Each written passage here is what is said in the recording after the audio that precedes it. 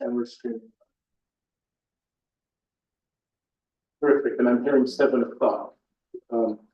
So let me go ahead and declare open this meeting of the Village of New Paltz Design Review Board and Historic Preservation Commission. We are meeting on Bastille Day, actually, July 14th, 2025, meeting opening right at 7 p.m. We're just gonna look at our minutes, and then Jason, if your whole team is here right after the minutes, we'll go to you. Okay. Colleagues, did anybody see anything that needed amendment in the minutes? No.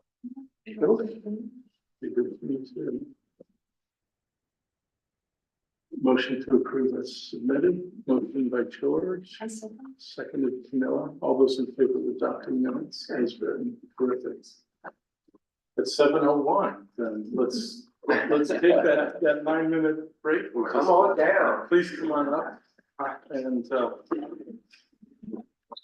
maybe I'll just put the quickest little frame around things. About a month ago, Marietta and Lizelle asked if I wanted to come and preliminarily look at the concept designs, the designs. I said, that sounds great. I did. I was very impressed. And we decided at that meeting to schedule a preliminary look at them at this meeting with the possibility / presumption of a public hearing in September, probably September 8th. But we'll see how things go. All right, Jason, the floor is yours. Thanks for Excellent. Thank you very much for entertaining us tonight. So again, Jason Anderson, ADG Architects. I'm here with Andy Woodrum, project architect on the project as well.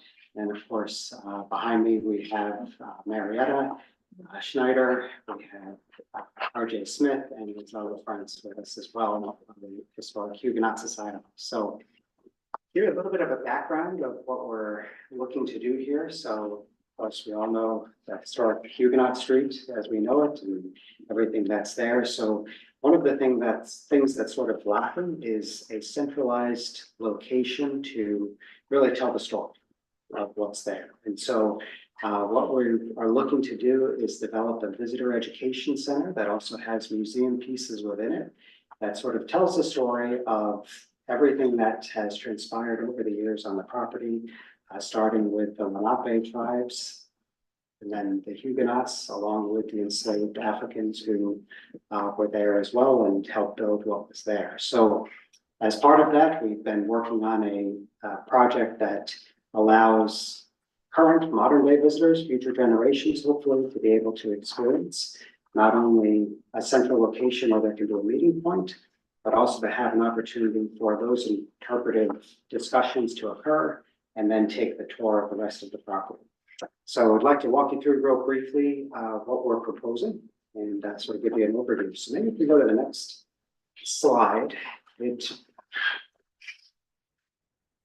starts to sort of see New Paltz and primarily focused on the location where we're at. You can see the proposed visitor center where we are proposing it. And we'll just go on the slide very shortly because the next one will sort of explain the site a bit better. But part of the overall approach was to, when you look at Huguenot Street, you've got all the historic homes and they all sort of line up right, throughout that property. So our approach was to step back from those and try to open up a window to look at. And so let's take all of the utility aspects of any building that we have, parking, access, utilities, keep it behind us as far away as we can from the actual historic site, and then put our visitor center in a location where we can then look out at everything that we really want to describe. So if we go to the next slide, it's probably a little bit better of an overview of the site itself. So what you actually see here on the left-hand side, of course, is Huguenot Street. We have the historic homes. On the upper left, we have the fort, little round circle there. That's the wigwam that's out there, if you've seen that. And then, of course, we have Deo House and those as you go further south. We intentionally, if you were to look, we intentionally push the visitor center back so that we're able to step away from those, as I mentioned. We then have a connecting parking area and access point that takes you from Front Street up to Broadhead. allows that connection to occur alongside the rail trail. You'll notice part of the parking that's there is green. We're anticipating grass block there because we have a certain need for parking, but then when there are events, we have overflow. And so that we could utilize for both. For the first time, we're proposing accessible spaces now within the site to be able to address that need. And then if you look at the building itself, the visitor center, what's unique about it is that there is no back door, right? There's no back of house here. You see it from all around, it's going to be visible. So we had to design the building in a way that addressed those needs. So the primary entrance for those that are driving, right, they will come, you see that handicap parking spaces, that is that main access point going in there. The building itself, we'll see this dark dashed line around, right? That's the actual building. So while it looks to be a bit larger, it's only 7,400 square feet. We have large overhangs because the intent is in climate weather, we can have gatherings outside, still have people that can visit and be able to utilize the space. And then something that's also unique is if you look to the west or left of the building there, you'll see there's these 6 brown squares that sort of go out to the left. That's an amphitheater. So our intent is to have an amphitheater that then someone that's interpreting and explaining what can happen, they can stand there with a class of about 40, looking back behind them at historic Huguenot Street as they describe the event. So try to accomplish a lot in that one small footprint. So if you go to the next slide, you'll see that's an overview of, I know this board isn't really much about the interiors, but it's important for understanding the approach, right? You'll see we've got that main access hallway, everything that looks like a lighter colored floor, that's really the museum piece of the building. To the right or the north, we have our bathrooms, gift shop, offices. To the left, we have about 110 person, 120 person multi-purpose room or event space. And then we have a classroom directly behind it, which would have a folding partition so it can open up into the rest of the space.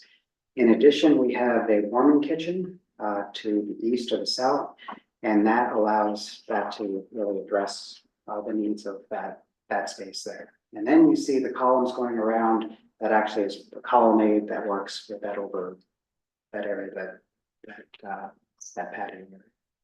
So if we continue to the next slide, this I think is probably one of the most important things for us personally. So our intent when designing this building was to not overshadow what was there. So we spent a tremendous amount of time keeping the building low, trying to limit and make sure it didn't impose on anything that was, actually what we're trying to represent. So you can see the height of the building on the left, which is our visitor center. We're at 26 feet. You look at Dale House, that's only 4'4". Gene Hasbrook House is 39'6". So we were intentionally, from our highest point of our roof, trying to keep that lower than those adjacent buildings. In addition, you can see what it relates to with some of the vegetation that's there, because that was important for us as well, and how that situates within the space. So to us, this was an important thing to sort of describe and explain, as part of this. The other thing that is shown here, you notice how all the roofs slope back towards the rail trail? That naturally is where we have to get all of our water in. So I know that's not part of this floor, but as we deal with stormwater and everything else, we're trying to get it all back that direction. And that was a very intentional piece of the overall design. So now if we head to the next page. This is our floor plan, which everybody we sort of explained in the overview, but sort of outlines it a little bit more. If we go to the next slide, which is our initial exterior living. So as I said, there is no back door. There's no back of house. So this would actually be the approach into the visitor center. So what you see here, the design that we chose to go with, and we spent one part of the year working on this. We had gone through a number of iterations. Did we try to do a barn style? Did we try to match something that's there? We finally settled that, what's there is very unique. It's for that time. Let's use the same materials. We're going to go with natural wood, we're going to go with stone, going with glass. Then let's interpret those, let's express those in a way that today's generation and future generations will feel comfortable. So that was the approach that we took when designing the building.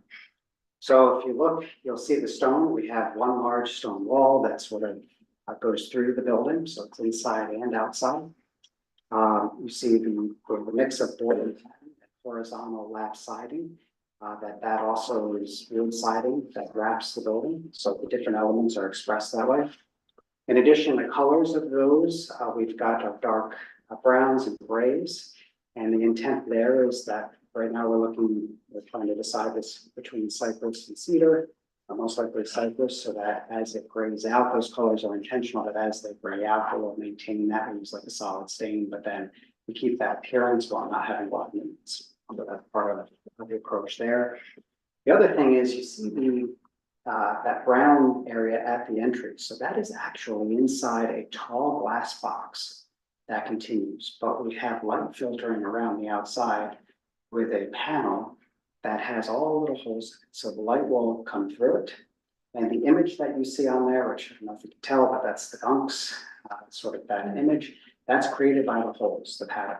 And so that's part of what we did there to try to also limit the heat gain, the solar gain within the building. Yeah. Then you see how we transition the grades around with stone walls that match what's also on the site already and what we're proposing. We go to the next slide. We also want to do a night view because we felt that that was important. That's what shows those holes. As the light from inside will then now we reverse and come through that. So you'll be able to envision that and see what that will look like. What if we go to the next slide? The picture, this is now driving up to the same, basically driving into the property, parking would be on the right. We've got a drop-off area, but now we're sort of catching that same wall as you approach. And you'd approach the building, looking at this technically is our backup house, but we had to make it very attractive. So you see to the left, we've got the glass that is that main multi-purpose room.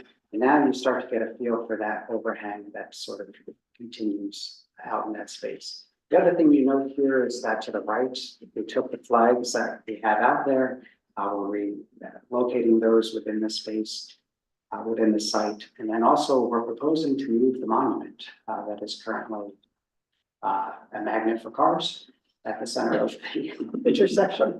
Put that out in a dedicated space near the parking area. So, and sort of line those with those flags. Then if we go to the next slide, we'll see a night view of that. That's sort of the same approach. And then if we go to the next slide, you'll see what we were trying to accomplish here.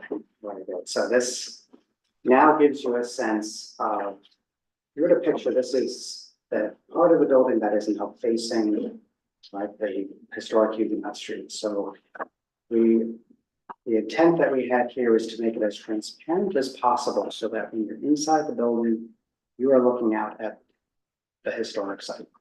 We maintain the nice lawn that's out in front. We've got that nice outdoor area which can be used for events, but also that people can be protected underneath, protect the glass that we have there. You see the amphitheater on the left. That, you know, you can picture an interpreter standing there in the center, being able to explain what's happening behind. So all of this is to really be teaching tools that are part of the overall experience of the property. And then you'll see in that center section that there is the same light filtering panel that we used on the outside. Now we put that on the front of the building, rather. We put that to the outside, and what we're trying to develop at the moment, that shows the valley, right, with the Rockville River. We're trying to come up with an image that we would impose on there that could be used that would describe what it looked like previously, right? When, let's say, Lenape were here and how that landscape would be. So that's something we continue to work on. But what's interesting and important to note about this allows us to do the grade change that we need so that we can make the site accessible. So a wheelchair can come down that space, we have a path, and they're able to now access the property. As well as at the top of the amphitheater, they can come from there and be a part of that entire teaching area, and it's fully accessible. So from that parking level, we're making those transitions here. So now if we go to next slide, we have two more a little bit. That shows the day view, same thing. So if we go to the next slide. So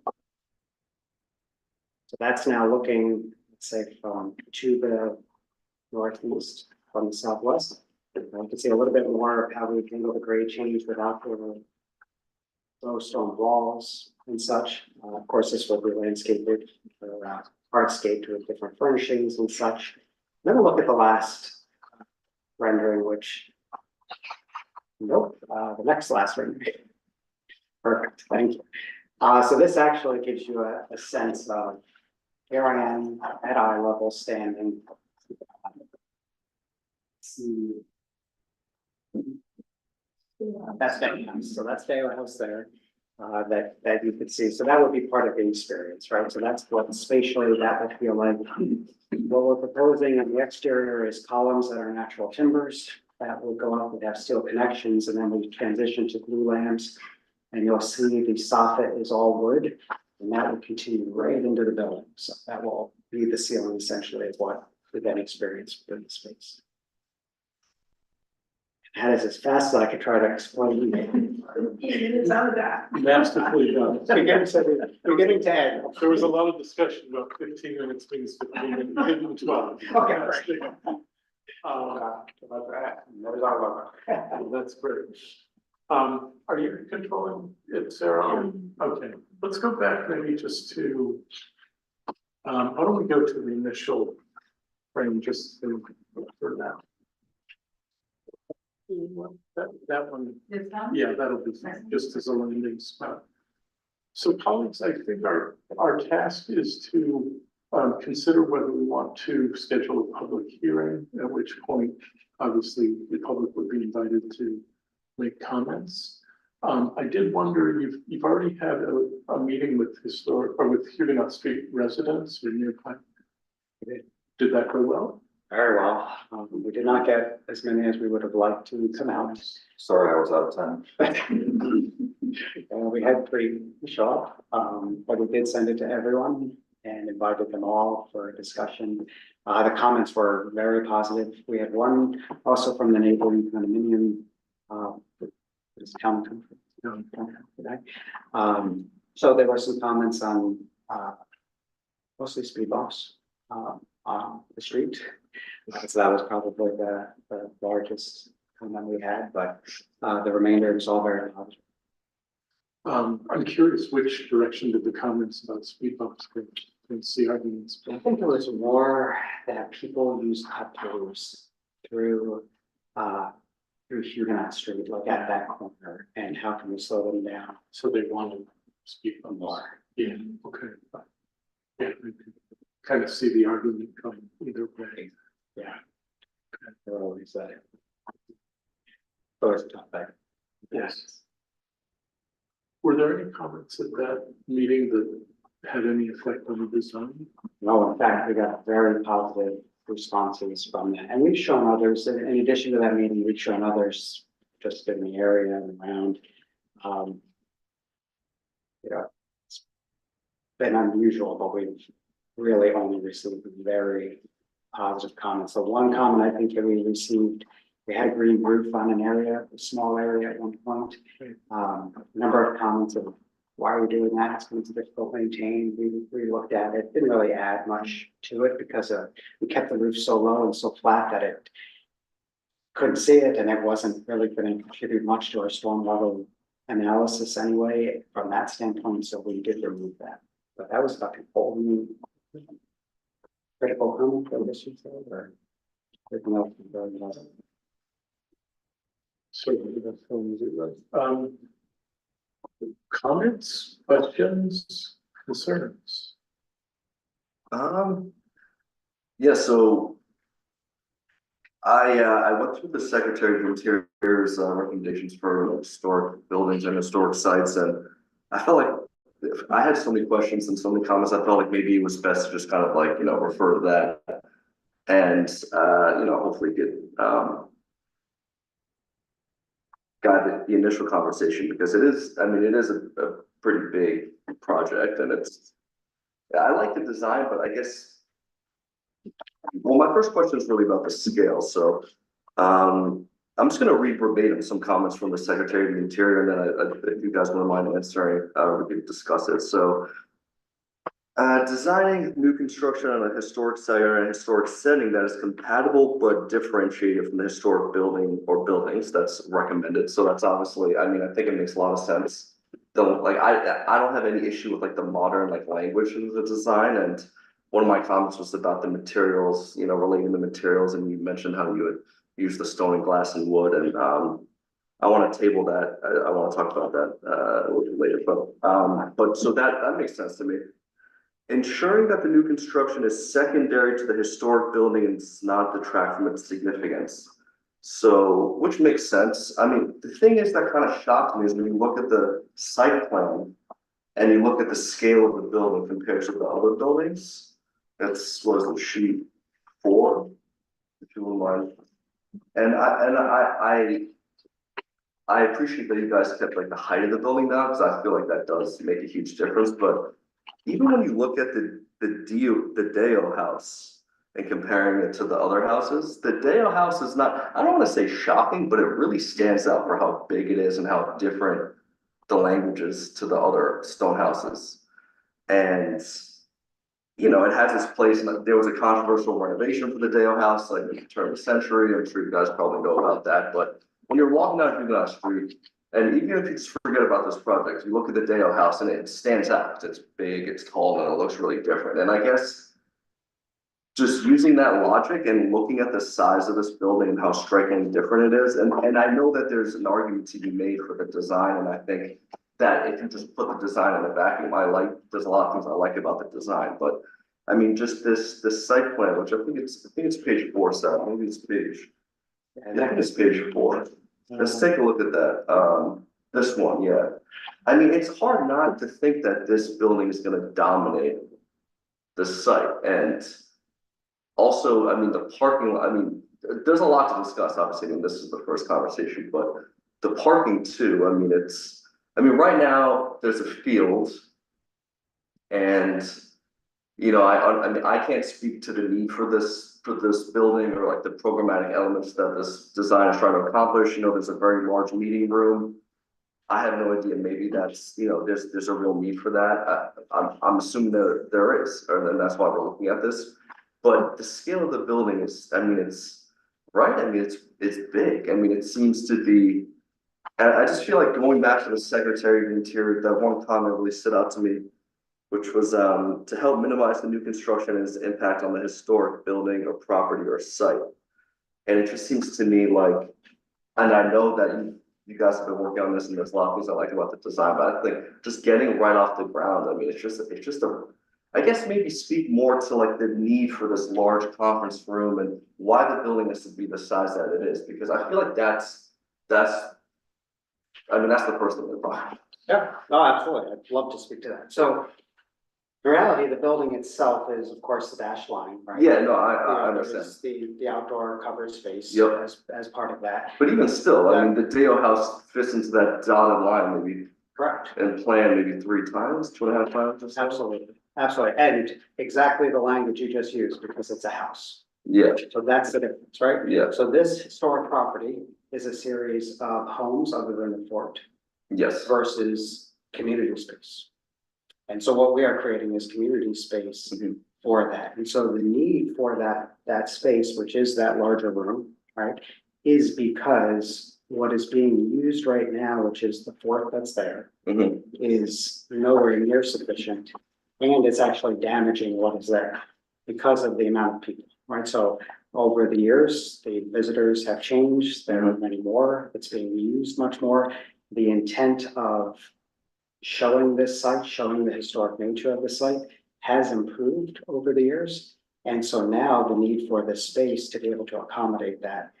Originally, working out of the fort, we've got offices in different areas. It's really actually hurting what is currently there. And so by us consolidating that and bringing that into a space that now sets back from that is actually the purpose of this. And so when you think about it, there is no community space that we'd be creating that would satisfy that need, that would fit the footprint, let's say, of the house, right? And we have a one-story space Mhm. versus Dale, which is 3 stories, right? So you've got that. So actually, when you look at, like you said, it's about 2.5 times when you look at the footprint. When you look at the actual floor area, you're much closer to even what is there. So it's really the fact that it's a different use within that space. Okay, I guess that makes sense. Can we speak or we should listen? Excellent. Just listen, but. No, absolutely. So if the site itself is 10 acres, what you're seeing outlined here is 5 acres. So if you looked at the entire site, it's much bigger than you're seeing now. The second thing is, if you could point out where Dale Hall is. Yeah, no, I know. Right. Yeah, No, Dale Hall. Dale Hall, that house. Oh, I brought it. Cross system. Over by the trail. oh, Is it off the map? Yeah, it's off. yeah, I think it's slowly cut off. That's it Right right at there. the top. right at the top here. Yeah. Yes. If that was fully showing, you would see it's a much. It's bigger, it's bigger than a lot of the other buildings, and that's what we had been using for our educational facilities, our children's classrooms, and the size is important because we've had to be renting tents for this. And it's expensive, but it Yeah. also is weather dependent. Yeah, So, and we also thought it would be a wonderful space for the community. You know, we would be looking to rent this, to share with the community, because there are very few spaces right now that are available for that many people in the village, in the town. So regarding the parking, one of the reasons we did, and I couldn't hear everything Jason was saying, but the green space is kind of overflow space, so that will look like grass. And the other, it's 100 parking spaces about in total. The challenge is we've had to beg, borrow and share with the church, but they no longer want to share their parking, and I understand that they have liability issues and so on, so our parking is now about 10 spaces. And the other thing is, it is a community gathering place, so we don't object to people parking. And we've kind of tried to think through how to restrict traffic down that one-way street, and part of it is gonna be with gates. So if you're visiting the site, you can get your parking for free. If you're using the rail trail but still would like to park there, it's not gonna be a lot of money, but we have to be able to make some money somehow. So that's the other reason we thought the gate stuff would work. I mean, there's always problems with everything you try, but that we're sharing parking as a community too. And then finally, we didn't talk about the accessible restrooms. We are really, really excited about the accessible restrooms because we don't have them today. Dale Hall, people use Dale Hall, they're not in great shape, they're not handicap accessible. And so that improves kind of all the dynamics that people who are using the facilities or visiting, or even if they're using the rail trail. The reaction you're right on seems large, but the other option was to go up 2 stories. And we didn't want to do that because that would kind of overpower height-wise the look of the building. And we didn't want to do a basement aside from the cost of doing that because of archaeology and other things that we have would be much more extensive if we go deeper. So the trade-off is public availability to the spaces as well as that outdoor will have tables and chairs and people can come have lunch and but relative to the entire site, it's a little bit smaller than it looks, but relative to this particular quadrant, And the other thing it really adds to the site that we've never had is orientation exhibit space to help explain the complicated history of the site, which is very complicated and nuanced. And we've never been able to tell that story because all we have are the small stone structures and no exhibition space to speak of. Dale Hall, when we were using that for public programming, could accommodate an audience of about 60, which by today's audiences is inadequate. So that's why that room is kind of that much bigger. Okay, well, I mean, that's super helpful. Now that was one of my next questions is, you know, is there an existing space that can accommodate the programmatic goals? And you answered that, so.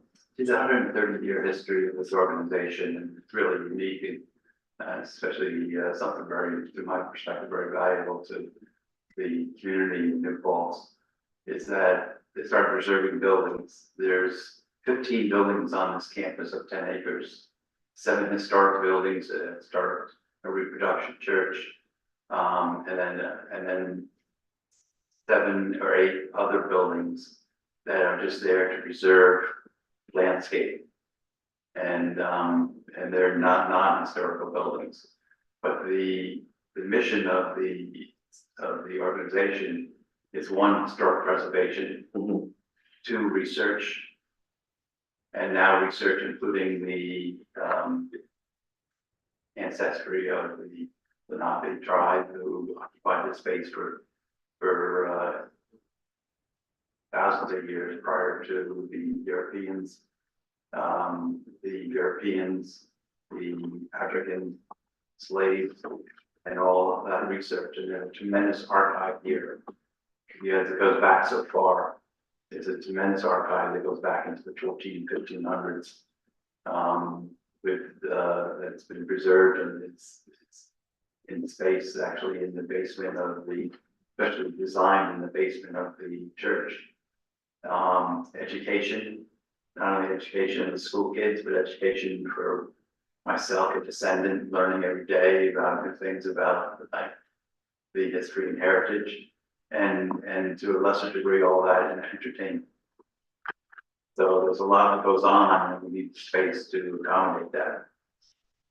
and Jason was a little bit modest when he started talking about how the building was positioned, but this was important to us, is that the whole building is oriented to the historic site, and nothing you can get on Huguenot Street gives you that perspective. So people will feel like they've arrived at something important, which is what we lack right now.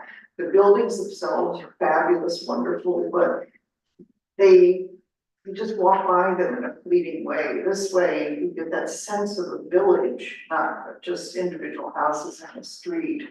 And particularly with the wigwam, kind of right out the door of the stone wall, we're gonna be using dark stone, and that's an important feature for us, is that we carry the architectural feature through it, but I just, for that opening up and really seeing that you've arrived at something that's a national historic landmark in the district, it's for us very exciting. We've never had that before. Doesn't answer your question about the size, but it's what could we do to change it? It's up, down. Yeah, well, I mean, I think even, It's the program, right? yeah, the program, like how do you arrive at the size of a space, and it's obviously, that's a function of you obviously know more than we do as to what your requirements are for your events and your classes and things like that. So, I mean, it plays into the scale of the building, so that's why I was asking. So, I mean, I still feel, I understand, that was actually one of my next questions, was how you arrived at the access, its relationship to the other buildings, and I could appreciate arriving at that view. I think that makes a lot of sense. I guess I still just worry a little bit, if it's, I mean, not that the view is gonna look underwhelming, because that sounds Cause it's a beautiful view and it's like, I walk down Huguenot Street every single night when I walk my dog and I love being there and I love the view of the houses and I think to your point, like, orienting the building in a way in which you look at the street from that viewpoint is, I like that. I think it's interesting. I'm just wondering if, I don't know, I just still feel like you're gonna experience the scale of that view and looking at those houses in a, building that, not that it's so huge, cause I understand it's not like a gigantic building, but it still just feels like, I don't know, just kind of large for me, but I don't know, that's just what I think, but, anyway, so just a few other questions, sorry, I don't want to drag this out, because I just felt like when I was reading through this today, there was a lot of interesting points, and, I'm just wondering how much you guys consider these things, and obviously there's a lot of thought put into the design. So one of the things they recommended was using site features or land formations such as trees or sloping terrain to minimize new construction. I know that that's not really, it's gonna be difficult here, given the site, there's not like any dramatic, topographic changes or anything. There's almost kind of like a little bit of a bowl where that building is, right? No, so we did actually use Okay. those site features, so that's actually the important piece of this, so. This is the area where we have the least disturbance, which is absolutely critical for us because of the archaeological. Difficulties that we know we will face here regardless, so. That location was chosen specifically for that purpose. We have as minimal grading as possible on this site and still allowing us to access and deal with accessibility and fire access and all the other like technical things that we have to do. That was for that very Okay. purpose. All right, that makes sense. But then I guess just like going back to the materials, so I like that as a concept. I think that makes a lot of sense, but I guess I'm just wondering. And the materials you mentioned, stone, glass, wood, I mean, obviously those are the materials that we find in the historic buildings and, I mean, those are somewhat, I don't want to say generic materials, even still today, but I guess that stone wall that goes down the middle, and although I understand like the design move there, and I think it's interesting, I guess I'm just not. Can you speak a little bit more to that? Because that doesn't necessarily present itself like inside the building, right? It does, it'll continue straight. It does. Oh, it does. Absolutely. Okay, so because when I was looking at the plan, I was like, it doesn't look like No, that you can wall see is it. that Yep. thick. We didn't. No, so perhaps it's not as thick as Okay. those, but you see that full stone, those are full stone, but it's two-sided essentially from the outside, right? Okay. To give it that depth, and there's actually a significant purpose to that, but, so that's two-sided, but that interior wall continues through. Right down the center of that building, so you're going to experience that as you walk down that grand hallway, and that's part of the museum piece that's there. Okay, so it's going on the inside as well? Also, Oh, okay. So yeah, and so what happens in between that, the reason for that being so thick, if you picture, we've got to deal with all the mechanicals, so within there is our funnel risers, so all of that happens within that chase that's between those two bits of walls. So it's, That's how we hide all of that, that's why we don't see any of that on the exterior, is part of that, and so that's very intentional and important to that. okay, Maybe you could add the part about the top. Yeah. So if we go to the first rendering maybe. Yeah, if you go all the way to the top, the very first page actually shows it as well, although keep going on. There we go. So that circles our info page.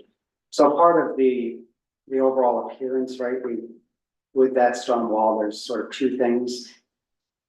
We wanted to reference also the ridge, right? That's part of what you see, of course, without the tower, but part of that shape that you see there, as well as give us an opportunity to have a sign at the building. So the actual shape that you're seeing there of how the stone is laid is to mimic the ridge. But yeah, because traditionally, prior to, and we feel that there was references to this, that you would have actually seen the ridge from this vantage point, right? Before those trees had grown up at that point.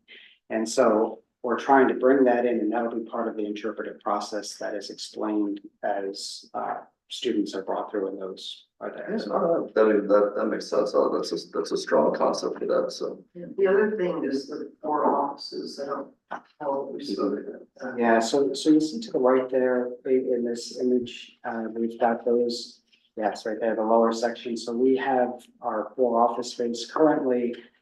They're scattered throughout the site. We've got people at different locations, sort of tucked into some of these historic buildings. So we're centralizing them, bringing them here within this space to then have a spot for them to actually function. You sure 2 offices is enough with 1 conference? So the conference room is going to mix for offices as well. Okay. We have one version that shows it with desks and another that shows it with a conference room, so that's how. Did you talk to the class and wall or? Yes, between so the classroom and the other. The other important thing for us is right now in our museum shop and where guests check in, we usually can have one person that's doing the ticketing and managing the museum shop, but in this, it wouldn't be possible to, we're afraid one person would be too vulnerable.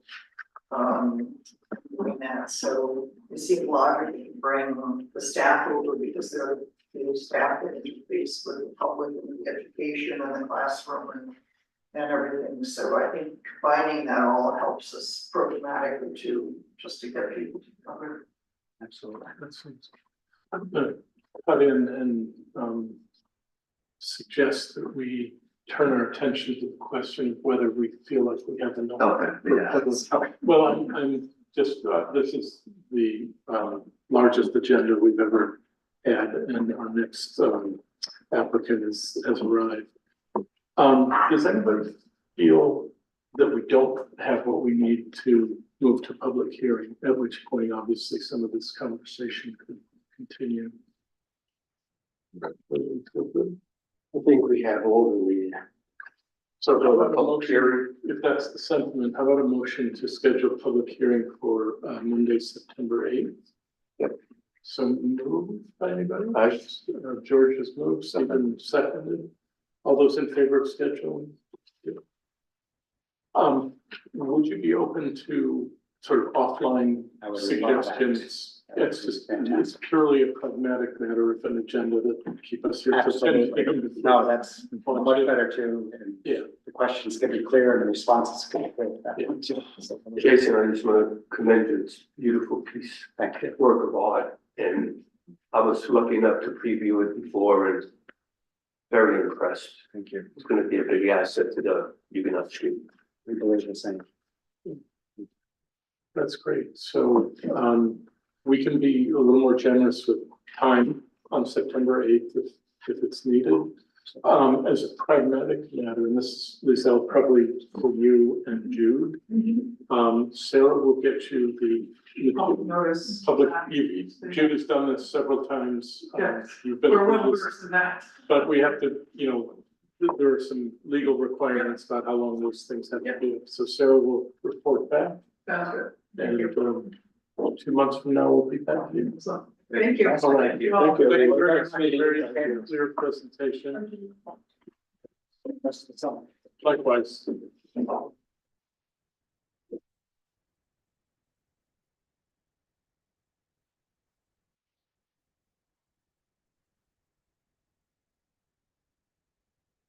Invite Dave Toder up to go through. Hey. Dave, good to see you.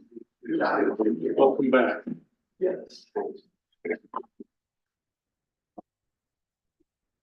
This one is, So we saw each other last month, 2 months ago. Good night. Thank you very much. night. Thank you. I just read the motion. But we, as you know, invited the public. It turns out that our notice did not include the paper. A surprise to me. So we sent out an invitation to Hudson Valley One.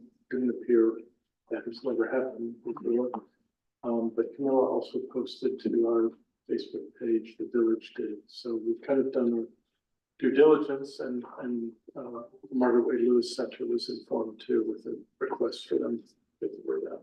Sorry, I don't see a lot of public, so we can really just focus on the changes that you made since we last talked. Okay.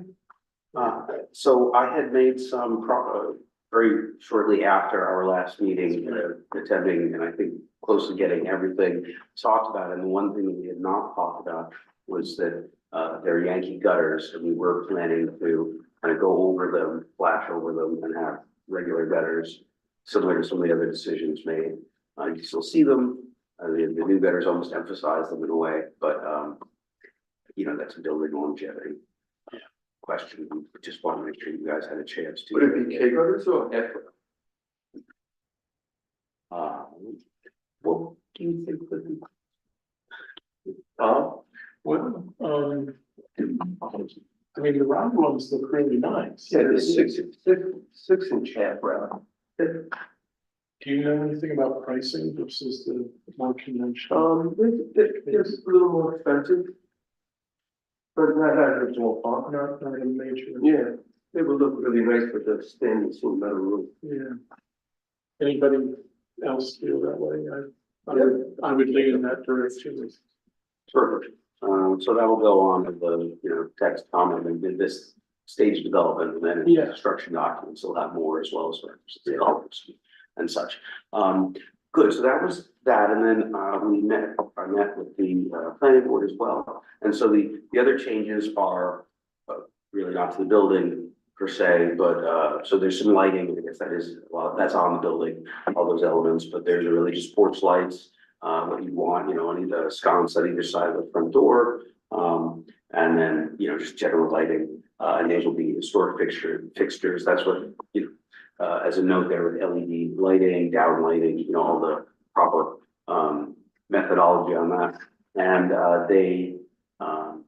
planning board not feel the need for designated street parking in that area. And so there's a parking plan, which is basically if they would use Memorial Pool parking, or in extremis, they would speak to, say, the Jewish Community Center, if they had an event that needed. So that last time I had kind of had some parking idea, and so that was, you know, in a way preserving the discussion. So there's what we have done at times, and so that's off. There's also you can see there's some, we spoke about dumpster enclosure, really, it's not necessary, it's really a residential scale. Again, if they have an event, then they can do something about, you know, garbage removal, but so, it's basically, you know, trash and recycling. There's a little trellis screen, on the roadside, and, some plantings, they asked for some landscaping. So that's not specified. I reached out to a landscape architect and, you know, asked me to put some gloss on it, and I didn't hear back. So we'll see. They, you know, that was, they wanted to see something, and that could be something that, you know, we get suggestions. And it could also be that the center itself, you know, does some of those plantings. Similar. Were they asking for anything other than perimeter plantings?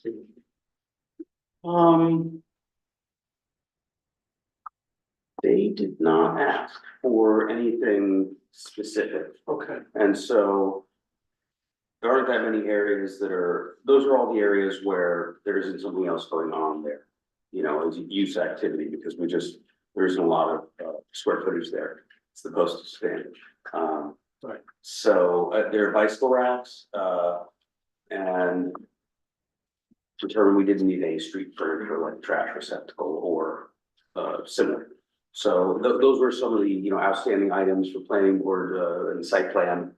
And I think that was about it. Yeah, the landscape and lighting was the request they had. So those are the edits since the last update that you saw right after our meeting. now we haven't had a chance, because those edits right, and it was like the next day, or 2 days after our last meeting. But we haven't had a chance to talk about this as a group. One of them had to do with the placement of the western window, as I recall. Yeah, it's all balanced everything out, really. Yeah, I mean, I just. Yeah, for they did a one- great job, David. I Thanks, agree. I appreciate the suggestions. Yeah. Okay, good, done. And it's See that. easy enough to make it look better. Though that is a north facing trellis, so I don't know if they're getting clematis will grow there or something else. David, is that chimney existing there? Yes. Okay, is it gonna be repointed? It should, it's kind of. Yeah. Right, right.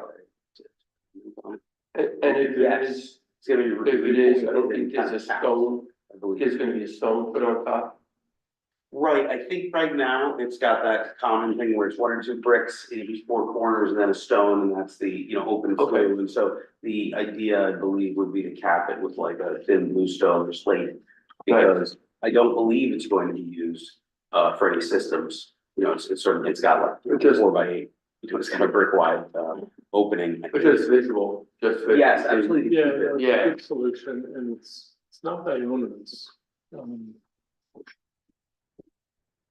Great, everything was great. No, it really came around very quickly thanks to work. Okay. Was, thank you for expediting, so, you know, catching me before summer break. So we're in a somewhat unusual position. I don't think this board has ever been in a position. Because it is still village owned, there's no requirement, and in fact, the village asked for there not to be a public hearing with usual notification and everything. Which seems like a reasonable request, given the quality of what we're seeing. So this is, you know, sort of in effect, our last chance to make any comments before you take it to the next step. I mean, obviously, we're here if you want to talk about plantings or somebody, you hand it off to somebody who wants to, but I think there's some logic to that. But it means, you know, we're not gonna hear from the public, except anecdotally. Right, well. It's easy, you know, the same way that. Our, you know, your input was memorialized in a lot of those text notes as reminders. When it gets developed, when the plans get developed in the full construction documents, that's gonna follow through. Yep. So that the construction documents again point back to you for the appropriate spots and.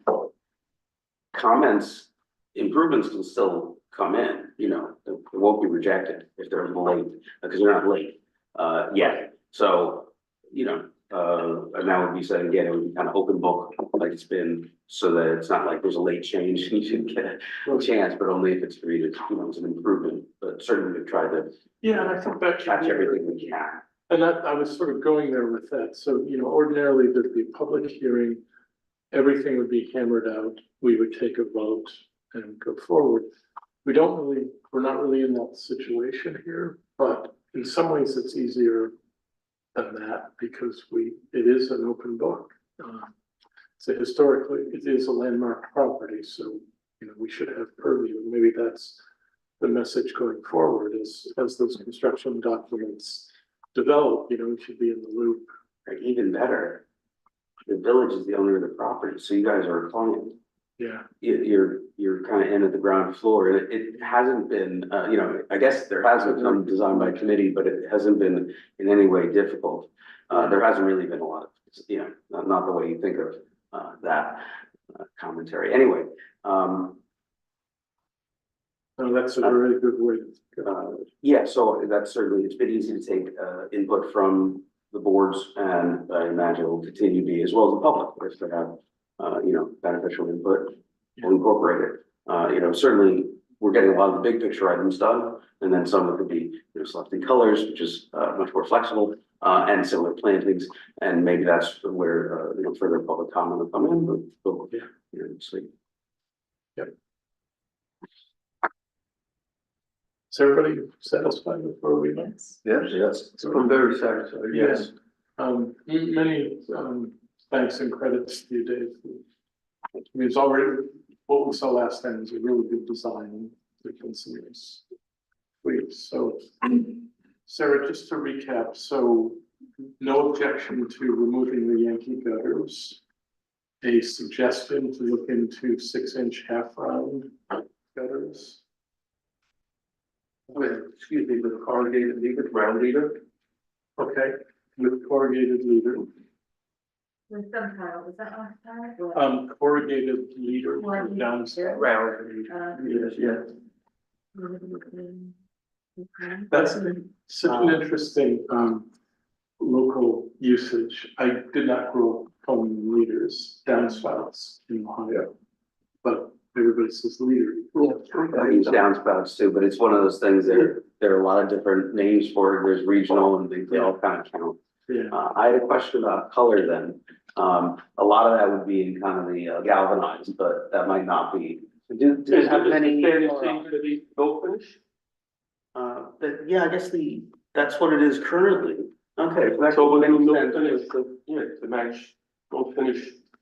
You know, right, that might be, might be good to draw that out and to see what that much galvanized looks like. Yeah. But that's keeping in the roof color, working with Yeah. it, and then the other colors are still to be determined, so. Yeah. To make sure that that's part of the palette, and the silver Yeah, I think color that's, seems like a good base. yeah, that should be thought about with color. And then, Good, thank you. secondly, porch lights. Downlighting, Sarah, historic sconces, 2 sconces for, the sconces on each side of the porch, each side of the door. Or each side of the porch. Yeah. The wall sconce, it's gonna be, right, so the front door, I've got a wall sconce on either side of it. Okay, Those in a way could be, depending, they could be up and down lighting, because there's a roof right there. So right, that wouldn't be, too much spread. And then there will be a number of, they're noted as surface fixtures, so they could be, mounted or they could dangle, right, depending. And so and then there are some that are just, wall mounted floodlights. I was thinking those, either bronze or, something that would hide because they're going to tend to be a modern looking fixture, but probably reasonable. I think that's great, and that's also something that we're happy to help with. Great. Yeah, I didn't put the wall sconces by the new side door. I figured it's got enough lighting there, but it could be added. I'm wondering is there a code issue there? I thought every door needed one. So, Well, it's got roof lighting right Oh, over I'm sorry, yeah, there. Yeah, so it's got other lighting. Yeah. That was just to keep the front door, emphasis. Yeah. That was my thinking. okay, good. We don't really have to do with parking, so let's leave that out. And then Sarah, third would be that the landscaping plan still is evolving to be determined. So if that's clear for everybody, let's make that our conclusion. We will just stay in touch as the design evolves into building plans. That's great. Really, many thanks to Dave. You're welcome. Beautiful. Thank you. Yeah, great So job. we can- Thanks, Dave. Looks really nice. Thanks, it's great. All right. Thanks a lot. Have a good late summer. I'm sure we'll see each other somewhere. Yes, yeah, we, uploading it to, updates to Mike and, from there. Yeah. Just notifying you that it's happened, which, That easy sounds to really keep you abreast of. great. Thank you. Thank you. Thanks very much. Everybody, we're going to turn our attention now to design review board. And this is going to be DRB 2508. Dr. Brendan Harness, 222 Main Street.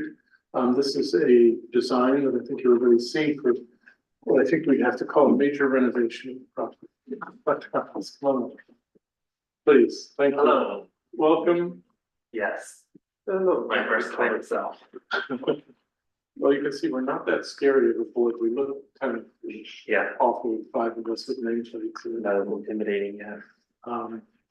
So I guess you saw just the previous one. We were wearing our historic preservation cap there Yeah. because that particular building is locally landmarked. Okay. Yours is not. You're before us because the planning board or building, I think it was the planning board, asked us to weigh in just on the aesthetics of the outside. Correct. So we don't do anything with code compliance, we don't do anything on the interior, but we're just kind of looking at the design. And I guess I will start by saying, I'm very glad that you now own this building. It just needed some love for a while, and it looks like it's gonna get some love. Yeah. So, that's good news. Some of the things that we were looking for, you've noticed around that section of Main Street, that there's been some positive renovation and new building. And so we're leaning into natural materials rather than going to stone where it can be used. Things that I think most people would agree are like quality solutions as opposed to cheap and easy solutions. And that's one reason that the design looks very good to me. Like you're also leaning into materials like that. Do you want to just recap what your vision is? Yeah, How the building will work? yeah, so a couple of small tweaks, but that ramp that's there, for ADA compliance is actually gonna be pushed along the side of where the 3 windows are, and it's gonna snake around a little bit. Okay. That was in a design plan, document that was also uploaded. So where the ramp currently is, will be some steps Okay. instead. But I designed all this on an AI, and I couldn't get a snake around ADA compliant ramp to get put into this, image. The shutters will end up being removed most likely because with the board and batten that I have, the siding person said it's hard to mount shutters flush depending on where the batten kind of falls. So he elected to do thicker kind of window trims, and I don't know what it's called on the top, like a little rain still Yeah. over the top. Just The way to handle those shutters is to put them on hinges okay, with board and batten, and it works. okay, yeah. So I'm And they're gonna- just simple, basic hinges that we did it on at first. Yeah, building that's a on nice Main Street. example on Main And then Street. it looks more authentic because they kind of pop Okay. back a little Okay, bit. that's good to know. Easy update there, because I really do like the way the shutters look. But yeah, we're looking for a metal roof with slate gray, and then I have a like a. I don't wanna use the word vinyl, so I don't know exactly what it's called. But it's whatever this material is, but it's for like the cedar shingle look to go where the actual gray is, and then I have this composite kind of wood grain finish material for the batten to wrap around the perimeter.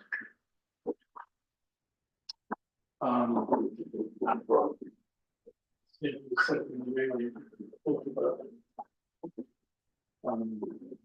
That I suspect is made in batten material. It is. It is, you know that for a fact. This is a material that's had some success, and can I just. You can kind of see one of the risks to this material is it's not as rigid as that.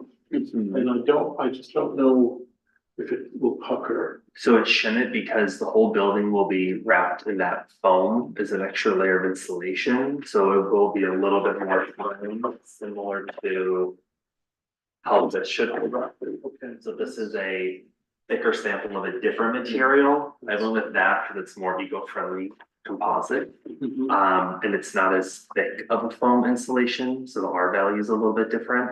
But once it's wrapped, it should all be solid without any puckering, Okay. based on the installation. And that's by virtue of that thicker insulation. I think it's just probably the thickness of the sample that the siding guy gave me, because he said that it should still, because right now, see how there's no installation where that it's on your right hand. Yeah, so that will be fully, that's what's put on the outside of the building. So you see how it's kind of like built into it, so that's how that will be as well. Just the sample he gave me doesn't have it in there, so it should not buckle per my siding guy. And that's a plug without any heat set, right? Correct, I don't know how the foam is installed, or if there's like an adhesive.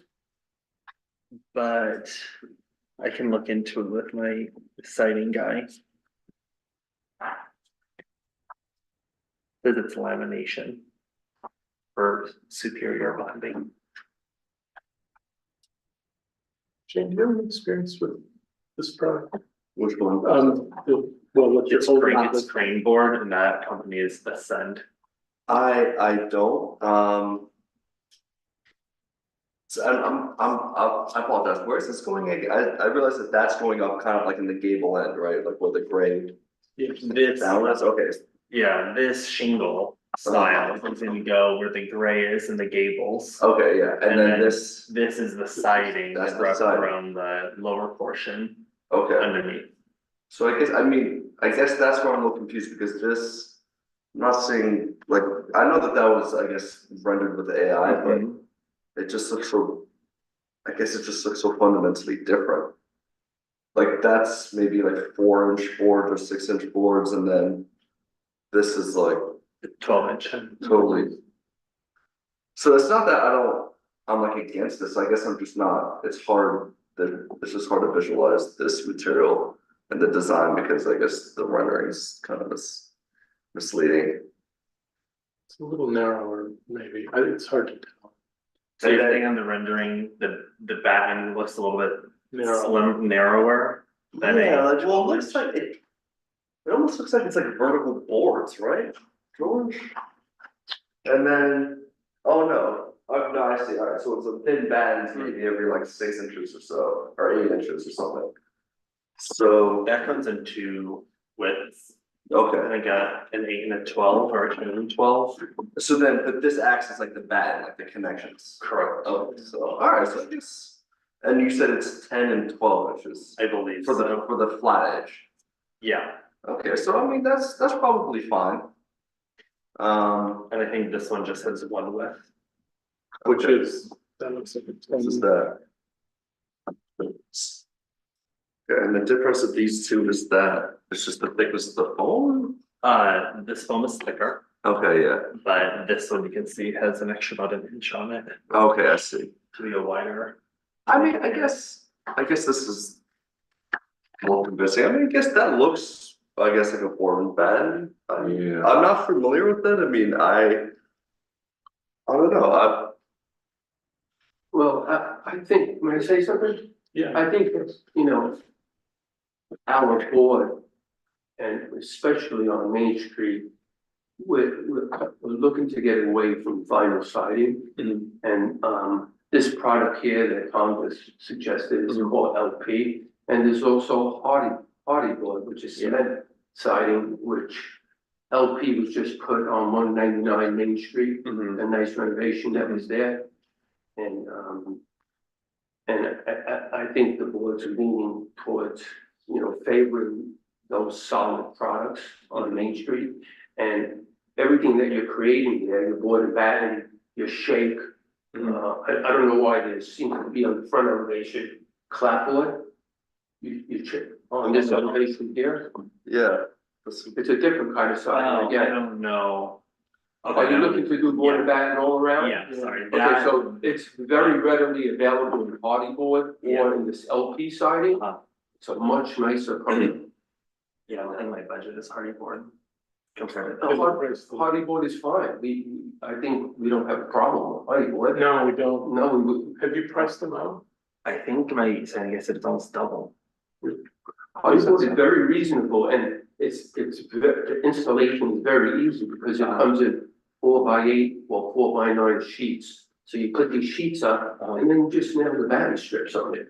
Okay. So it's a very inexpensive installation. Okay. Well, I also think, George, I mean, since the windows are where they are, you're gonna need the kind of custom ability for hardy boards to lay out the battens in a way which corresponds with the existing windows and such, right? Because those battens are fixed in their location, so it doesn't seem to me like you could adjust that in a way to. What's gonna happen with that, Shane, is they're gonna put J-channel around the windows. Yeah, I guess that's kind of what I'm getting at, like Yeah. with the board and batten, with the hardy board, you get, you're able to actually make very, align them in deliberate That's ways true.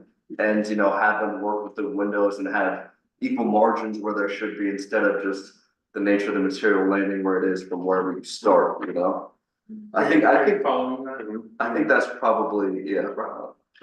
Would you be I don't. okay with I'm not using looking hardy into- board? Yeah, as long as, I mean, I have obviously a budget and I've just been told the last 5 months the hardy board is out of my budget, so I can we loop back to my siding person, or if you guys know anybody for siding, and if they say, yeah, hardy board's within X%, then I'm down to do that. That product right there, that crane board, I would think that's the same price as hardy board. Okay. The labor might be a little bit more on the hardy board, but material cost isn't any different. Okay, good to know. Yeah, I mean, that's probably, you know, there's a kind of operating principle here, which is we're trying to get away from synthetics. I mean, cement is in the sense of synthetic. This LP has been very successful for a couple of projects rather. What's the durability on that for the long term? I think fine. I mean, like everything of this nature has to be carefully primed. When you make, like, this is very resistant, this is very resistant, but when you open up a seam, the contractor has to be very careful to prime and water infiltration. But you probably have more experience. Yeah, it comes all pre-finished, and I think there's either only a 25-year warranty on it. And the beauty of that is if you ever want to change the color, you just paint right over it. Yeah. And it's gonna last past your lifetime. Or hardy board, or hardy board, the same. Let's get back to shutters for a moment. So, George was kind of instrumental in helping the owner of 60 and 62 Main, may want to have a look at that. It's a building that says 1880 at the top. It was just recently redone. It's kind of in the center of the village. A really, really successful renovation of another building that needed a lot of love. Okay. And one of the things that really makes that project pop is that the shutters come off the surface just with hinges. There's just like a little extra thing that makes it more authentic. It's something just to think about, because you were saying you may have to lose shutters there just because of how it lands. That's what we're thinking about. Yeah, so they're not plastic shutters, they're wood shutters. And the hinges are, you know, very inexpensive, wrought iron hinges. And they make little clips in the back that you clip it to the wall. And you could put right over the board and back, and it'll work just really nicely. And it'll give it a nice pop to the building. For sure.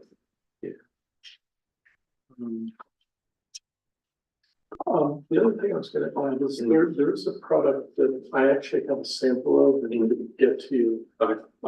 It's actual cedar. It looks a lot like this, except that it comes in sort of prefab, maybe 4-foot sections that go up at least as fast as I would actually think fast, because you also have to think about there's the material cost and then there's the cost to install. And hardy board makes that from cedar shaped panels. Yeah. Hardy board makes it. Okay, so Yeah. hardy board, what I put in is actual cedar, that's been like grooved and looks great. Yeah, that's great. And it just goes up sort of 4 square feet at a time. And I'm sure I could get you a sample of that. I don't know what it's called, but I think somebody would know. The roof is really successful, and that's, I guess, one reason that we're sort of urging natural materials down below, because it's such a classic, good roof.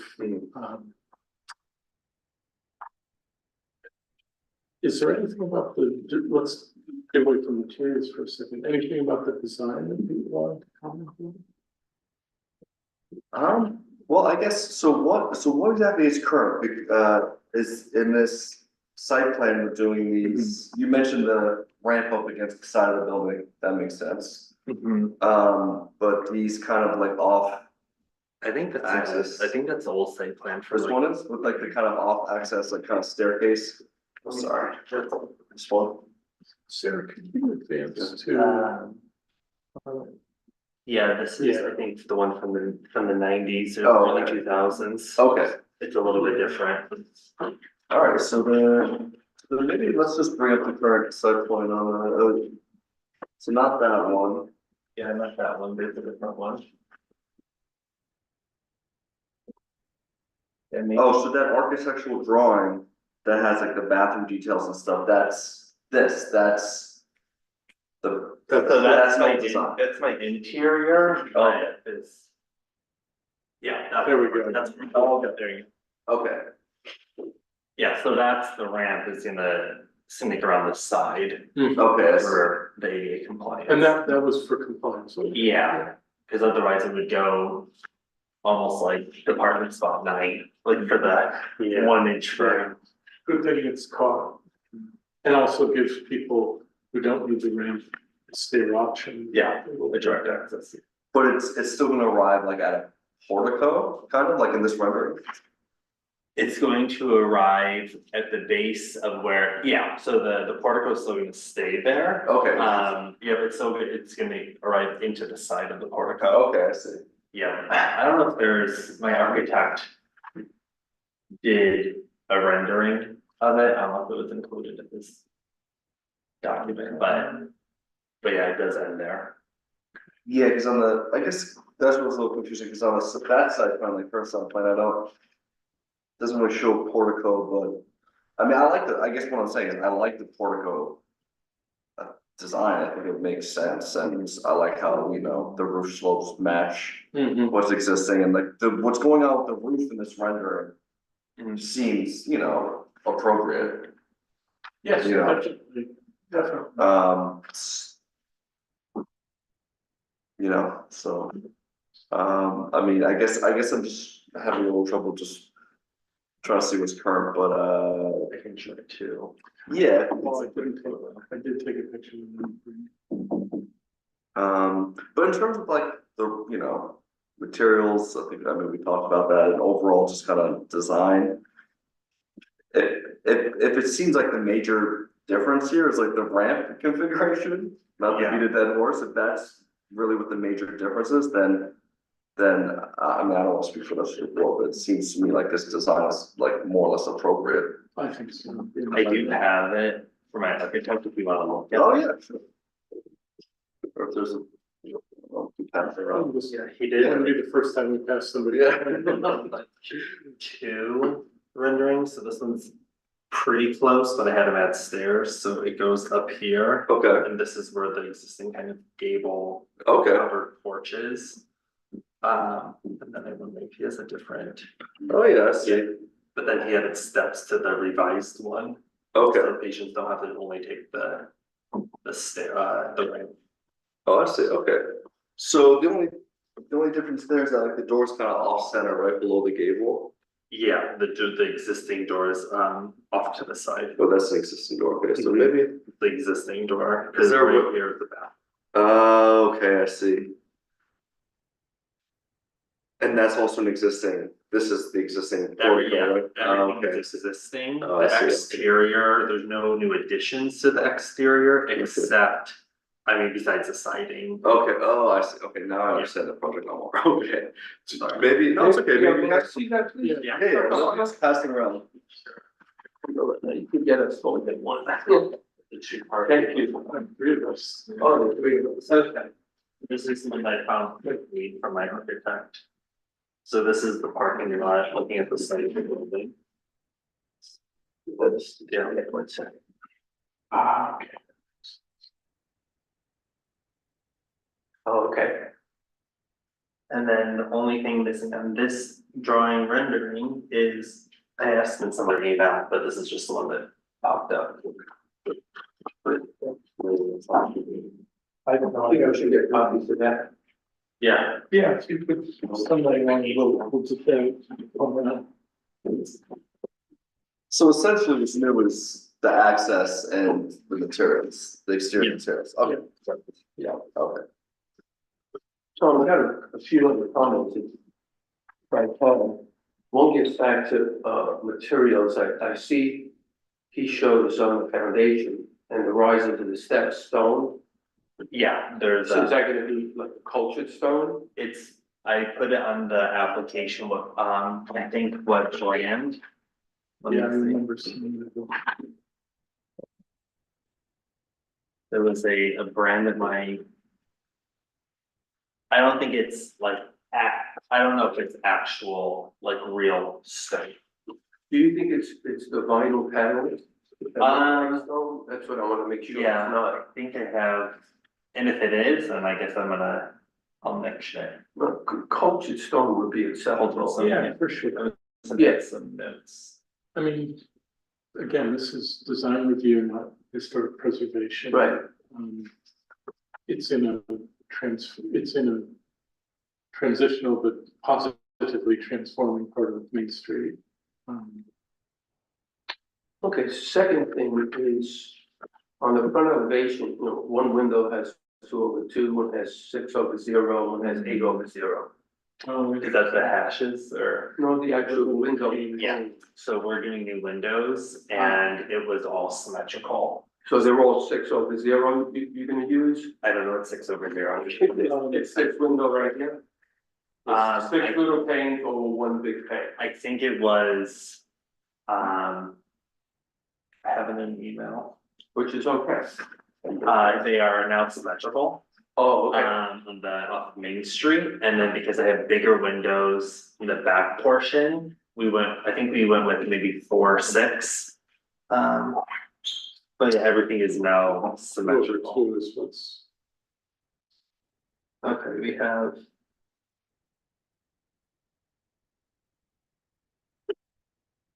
Yeah, 6 panes and all the remaining windows will have 4. 4 panes. Okay, The that's big, what's the bigger pictured in windows. the rendering. So Is that on is that on your new renderings that you have on your It's phone? not a rendering, it's what we were talking about with with the builder about windows. Sarah, could you kindly bring up the first sheet? So if we look at this. And would you be able to zoom just a little bit? It's not as clear.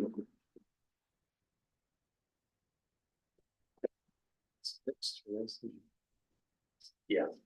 Thing, so. And you can tell this is my first time, because I realized I should have been a lot more specific.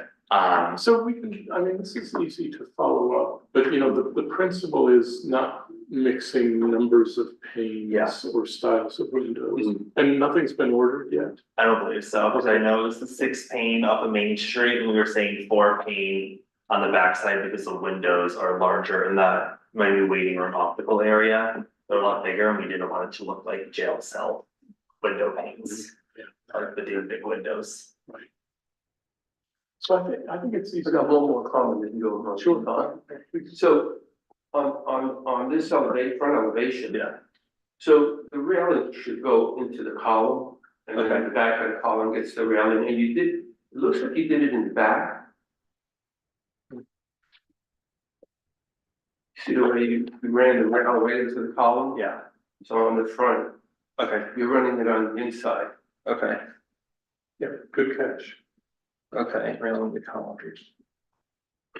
And we will send a detailed memo to the planning board, and you get a copy of it. So they just enumerate this, but George has caught something that I didn't see, and those should run into the column. Yeah, that's a good catch. Is that gonna be a usable entrance, or is it more decorative? Decorative. That would be my personal office, so, Your escape route. yes. Yeah, When I come to your office, I'm going to that. Absolutely, over the top. yeah. My dog may be in there. No, this is great. Why don't we follow up? Oh gosh, the timing's tough. Yeah. So I will have this memo written tonight or tomorrow. Okay. Problem is I'm leaving town for a month on Friday. Okay. So following up, I might just delegate maybe to George, if you're willing. Mhm. Just to follow up on some of the things that were pretty strongly suggesting looking into maybe a different siding and gable material. And to help them out and, to make it more effective, time wise, people might contact, and I'm pretty flexible, so I could. I'll include that in the memo. Yes. All right, that would be great. Yeah, no, Appreciate it. Do you know each other, by the way?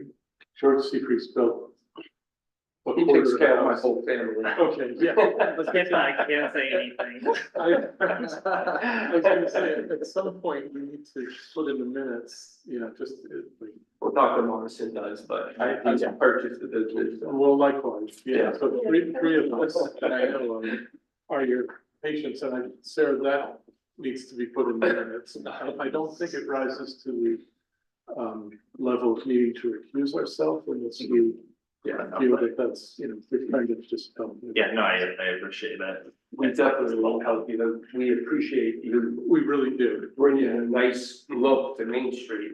Yeah. And looking to do some nice work on. Yeah, and the It's a guy, nice little building. yeah, It's gonna Yeah. be beautiful when you're done. I think It so. it really will, and it's starting to form this cluster of really good work that's being done on that sometimes neglected part. of Yeah. the street. What's your timeline?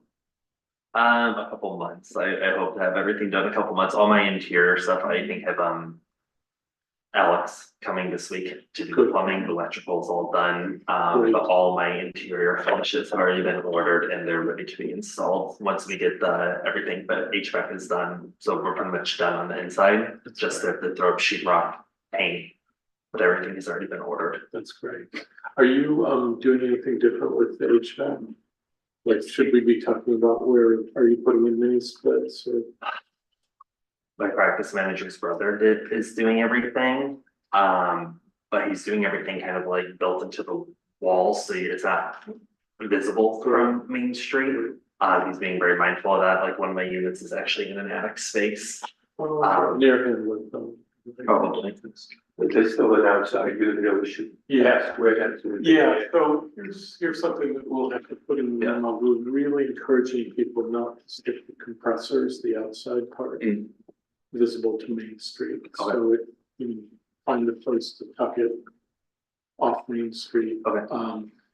Sometimes vegetation can be ahead, or, like if it has to be halfway on the sidewalk, just some plantings can help. Okay. Yeah, I think currently it was proposed to be in between the side and where the New Paltz Youth Center That would be, fencing is. that's what struck me as like the least visible. Yeah, side. you can't even see it when you're driving on the towards, but yes, there's something. Sounds great. Okay. So let me just recap and then we'll set you free. Yeah. So some of the suggestions, overall, a lot of enthusiasm for the design and for the impulse to improve it. So we're noting that the ramp is going to change based on ADA requirements, and I think we're all good with that. Suggestion to explore hinges on the shutters, to look really hard at hardy board or LP siding and matching shingles for the gable ends. A lot of enthusiasm, I think, for the standing seam roof, and the gutter system looks really integrated. Questions about what the stonework is going to be, and not really any satisfaction if it turns out to be vinyl. So cultured stone or some stone product. And then we'll need some specificity on actually what's going on with the windows. That should be an answer that somebody can give you pretty easily.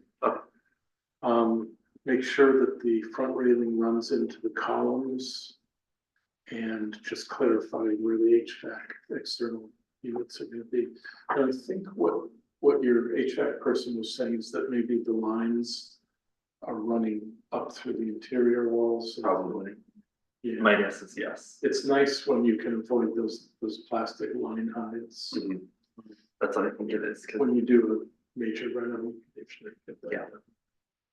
That's great. Great. My only follow-up question is I have a meeting with the town planning board tomorrow. So does anything with timeline, do I need to tell them something? Is it just business as usual with them? I was aware that that's happening, so that's my homework for tonight. Yeah. Okay. It'll be in your hands, Okay. in time for the meeting, it'll be in their hands. Okay, cool. Yeah, I would say safely by noon. Okay. Tomorrow. Okay. All right. One thing with the hinges, just hinges on wood shutters. Oh, yeah, hinges on those ships. Thanks.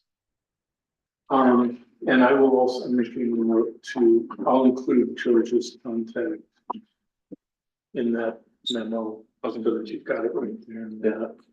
And Great. All right. This Thank is you for your guidance. Thank you so I much. appreciate it. Really good project. For it. Thank you for bringing samples to Yeah, that, actually. for sure. They were fun. Thank you for your time. You're most welcome. Thank you You're for right. coming out on a Monday evening. Thanks. Good luck. Good evening. Hi there. I'm not sure who we're talking to. Talking to Gordon Pine. Gordon Pine, well, Gordon, that was my best guess, but, Just to go with Pine. thank you for sitting through. Oh, We're no not too problem. far off our prediction. I've done this many times. So the sign looks terrific. We're just obliged to review it. Yeah, The building that's is great. Well, I went to the window over there, found out what I needed to, and they said, here. And then They didn't. a week later, they said it needed to go before you guys, and I got them the pictures that are, I hope they're attached to this. And if not, I have a couple of good ones, so. You know, while we're getting ready, years ago when, that building was first landmarked, I think it was like almost 20 years ago. I offered to install a nice brass plaque. I remember. And I never got an answer. Do you want? My uncle and father made the decision at the time, and grandmother, who was still alive, That's right, I remember. that they didn't really wanna pursue that.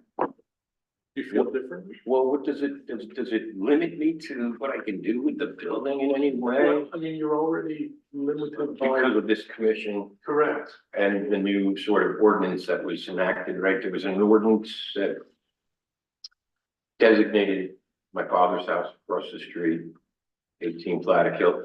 And it was like I don't know how long ago that took place, but I knew that there was a change in Yeah, like That's- how those buildings can be used. Is that true? that's not true as far as we're concerned. Not historic preservation, No, right? No, it isn't. Right, okay. It's design review board, so what we just did with Dr. Farnos was not, his building is not landmarked, it's Right. a historic site, the way. It's not in a historic district? No. Right.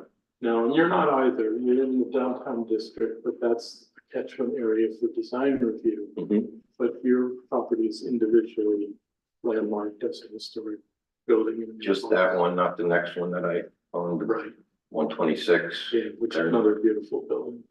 It's been in the family since it was built in 1905, No, it's beautiful. and the brick house since 1880, 86, I think, 1886. Yeah, But no, to answer your question, I mean, every restriction that you're gonna face is what we're talking about now. Mhm. The plaque is a way of memorializing the value of the house. I'm gonna give that some thought. I'll show you what, I'm gonna be leaving for a month I heard plus, that. but. I hope you're going somewhere nice. I am. But come September, I can, you know, let's get together, I'll show you what it looks like, I'll hold it up and you can see what it looks like, but it doesn't do anything except we ask you to keep it maintained. Mhm. And That's, just do it all. we tried to do that for Yeah. many generations. So that's a September discussion.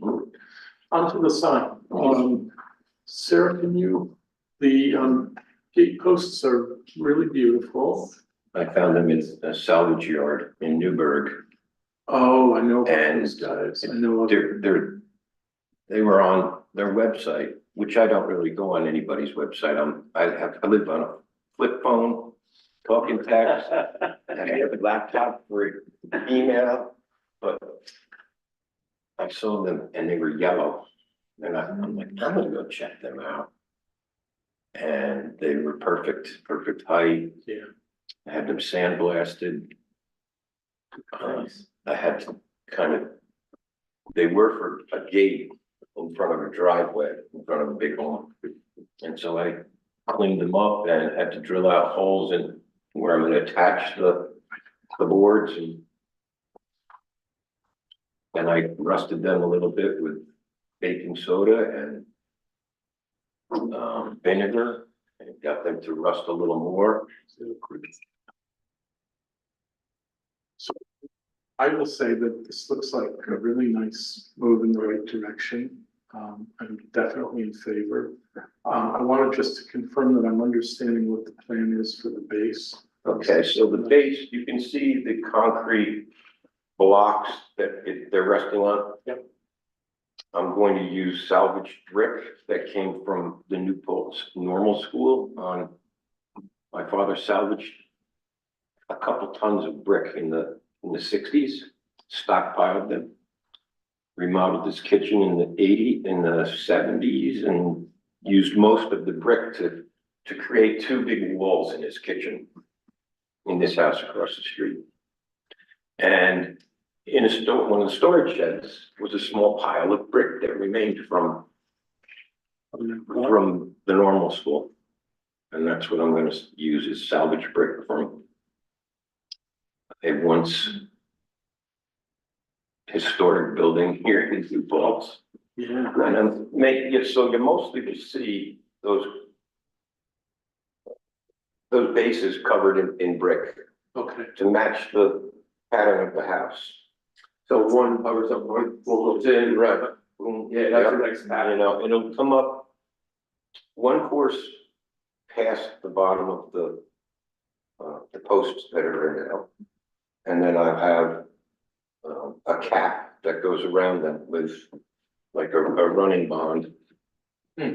So the soldiers or sailors, forget which it is. Soldiers, sailors. And that will create the base of the post. You can see a little bit of concrete below that.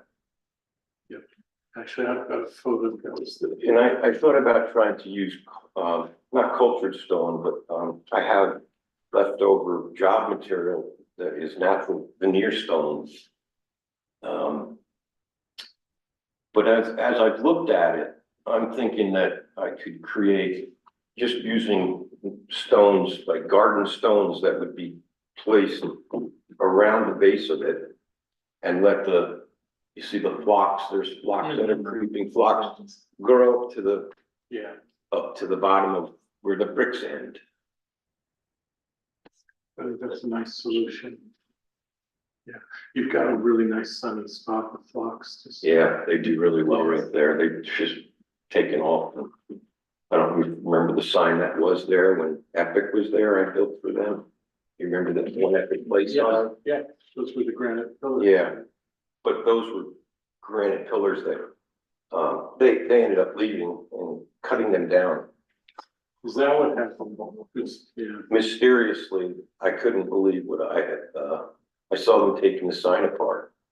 And I said, that's cool, it's their sign, you know?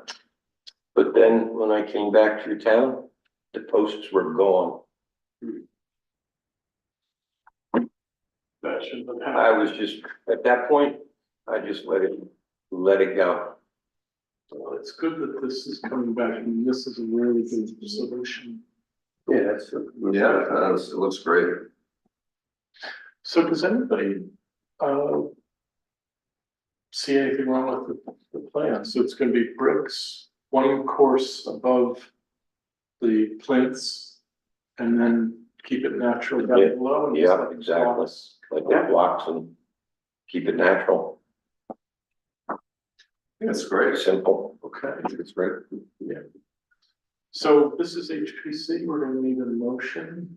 I make a motion. Motion to approve this. So moved, second, those in favor? Wonderful. Great work, great with me. I know George, I know you're a neighbor. Sort of seen you around, but where are you guys from? How did you guys end up in New Paltz? And I live on Huguenot Street, yeah, in one of the wine coupe houses. Okay. So I've developed a appreciation for the old and excellent. in New Paltz. Our history is important. Yeah, it is. And before Huguenot Street, I lived on Prospect next to the former funeral home, so. Oh, right. Near the bus station. Okay, Two houses. yeah. And Shane, where did you I live Comes on to Worcester Balls. Avenue, I moved here like, I don't know, 4 years ago. Oh, good for you. Just- Yeah, happy to be here, and, yeah, I work on an architecture firm specializing in like historic Preservation. preservation and renovation and yada, yada, yada. Yada, yada. Met Tom and, yeah, here I I'm am. glad to see you. And we're lucky to have you. Yeah. Yeah. Although I derailed that for a minute. Just let you go. Yeah. No, this is great. All right, So, so can I put the sign up tomorrow? yeah, we will follow up. Maybe Wednesday.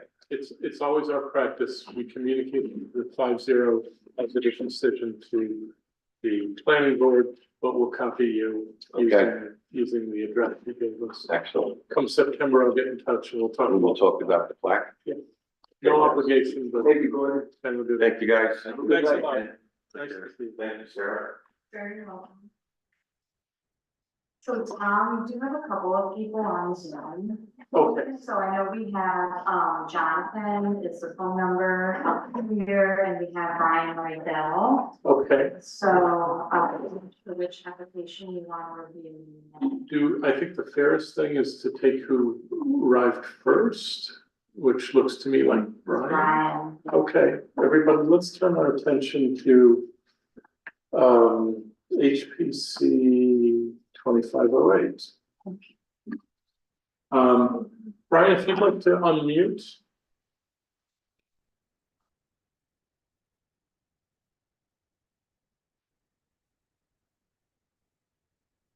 Thanks for pointing that out, sir. I'm working on it. No, There we go. Great. Welcome, Brian. Thank you for joining us. Okay. So we have to, because you're on Huguenot Street, we have to approve all exterior changes, including HVAC. Yours looks to me really simple because it's not visible from the street at all. Right. Does anybody have a different understanding? Nope. I mean, this is so easy. It's just, Brian, it's really a technicality that we're bound to do this. I understand. Yep. And is there any chance it's audible from any neighbor? I'm sorry, I couldn't understand what you just said. Would it be audible? Could any of the neighbors hear it? Would any of the neighbors hear it? Yes. Operator. I'm not sure how much sound they make, but the nearest house is, 150 feet away or so. No, we're good. We're good. They're very quiet. Yeah. Everybody, I think there's a tree line in between the houses. right, so that's even gonna make things easier. Yeah. I don't see any issue at all here, guys. No. Okay, One motion. yeah, please. I move that we approve HPC 2508. Did you get that, Sarah? Yep, Stephen to Sarah. Stephen and second. Yep. Yep. And everybody in favor? Aye. Okay. Brian, just as easy as predicted. Okay. Thank you for being with us. It's All right. the price you pay for living on the best street in New Paltz. Thank you all for putting in the time to make sure it stays that way. Okay, well, thank you. Thanks for your patience. All right, bye. Good night. Good night. Good night. Okay. Then we have Jonathan. We have Jonathan. Okay. Which is 2510, DRB. Jonathan, are you there? Hi, guys. Could you hear me? Yeah, we sure can. Thank you for joining us. I hope you didn't have to wait too Jonathan, long. thank you. No, it's no problem. This is, you sound like, this is my first time before you guys, but you sound like a very nice board, so I don't mind waiting. Oh, thanks. Well, we try to do our job without hurting anybody's feelings. Thank you for your application, which I think is pretty clear for us.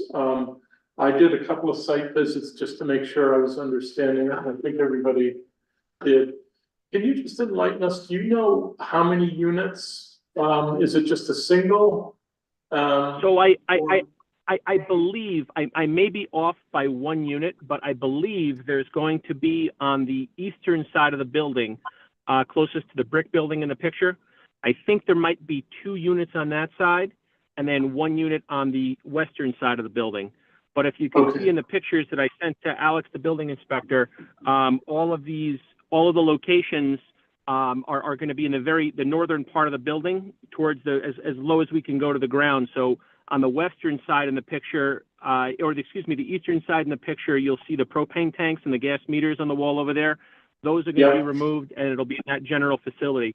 There are no windows from any of the neighboring buildings nearby them.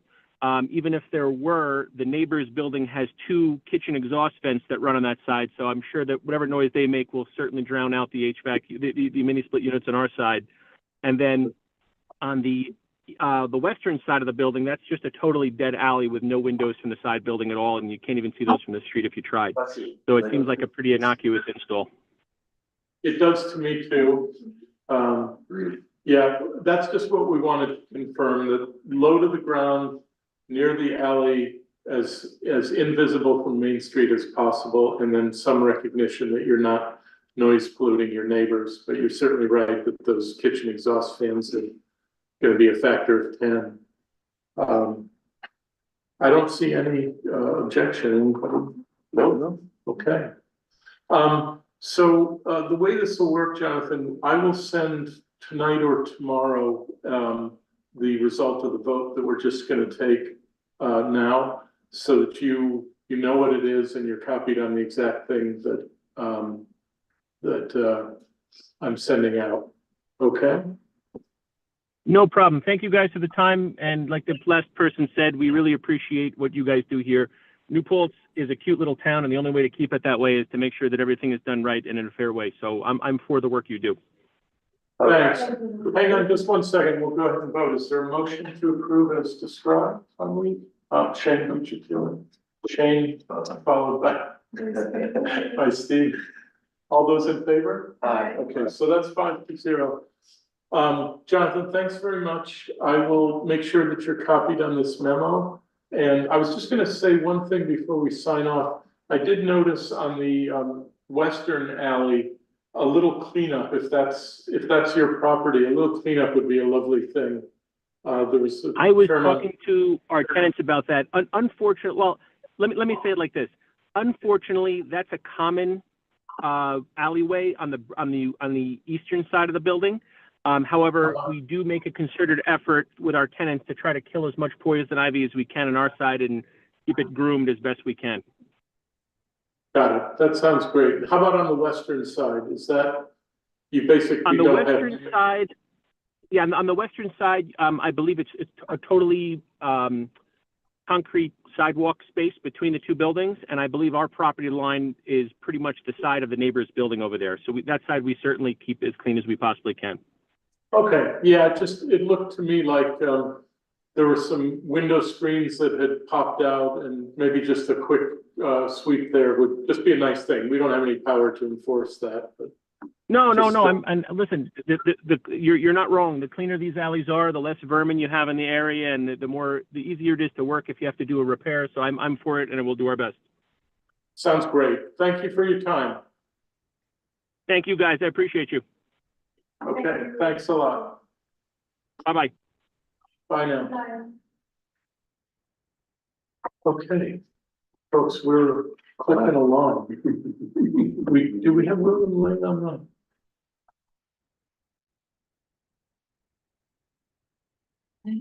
Doesn't look like it. And there was no communication that he intended.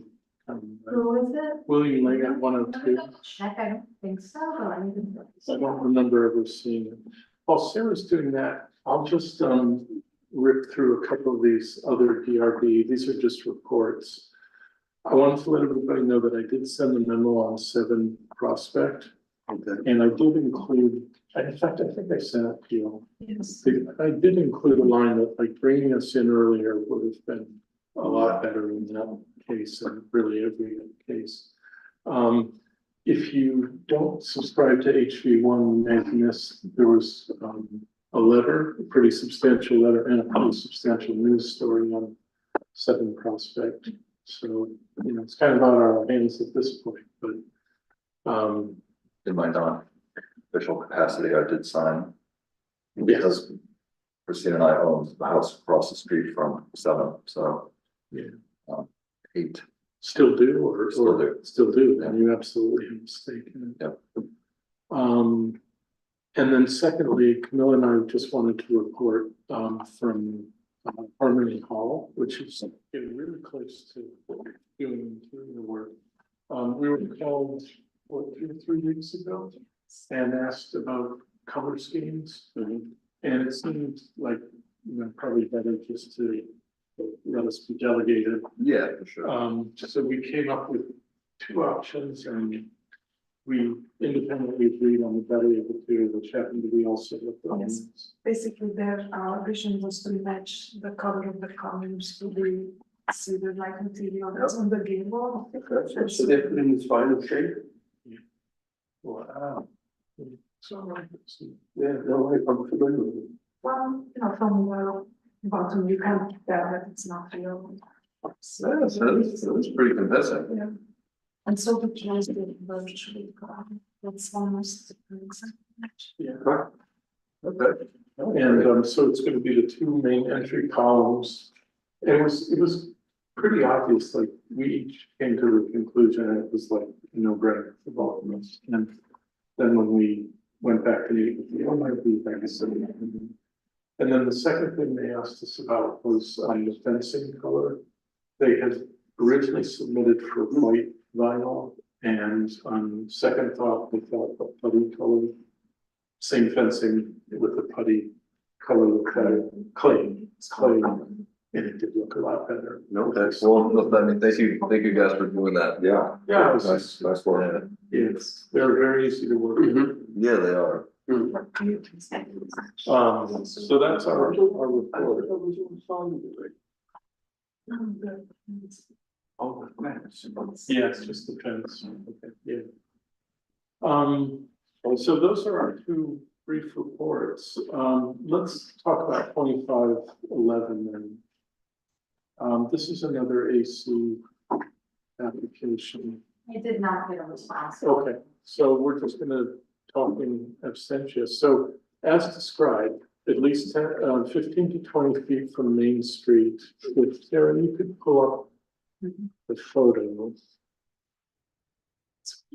You can see that they've already got the tail of the inside unit hanging out. So that's basically where it's gonna drop down. And I don't know, did he specify, yeah, he did specify ground mounted. Yeah. So that's what we're looking for. To me, this seems pretty straightforward, like that's not a bad place to put it, keep it low. But you notice what's happened with the XAC holes in the wall. And I think it's within our right to suggest, and we don't really get to require, but to suggest very strongly that those get repaired. It's aluminum siding, so that's actually better than vinyl because it can still be duplicated. What were your thoughts? It's as you said, I think it's definitely needs to be repaired for sure. Those walls. I don't think they really need to change the whole side and then take off whatever is there and then replace all of it, all the length of the house. Or does it come in sections? I don't know how to say.